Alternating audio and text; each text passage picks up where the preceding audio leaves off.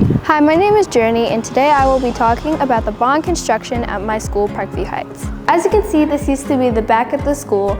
The addition has classrooms all along the hall, including mine. They enlarged this part of the school to give more space to older classrooms. This is one of the examples of the new classroom. What I like is that the teachers have more flexibility around the classroom, so that means they can arrange it however they want without having struggles. The construction included improvements throughout the building inside and out.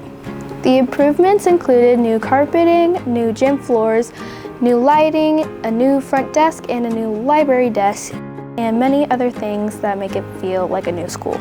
The construction included safety updates on the playground, including a new blacktop and secured fences.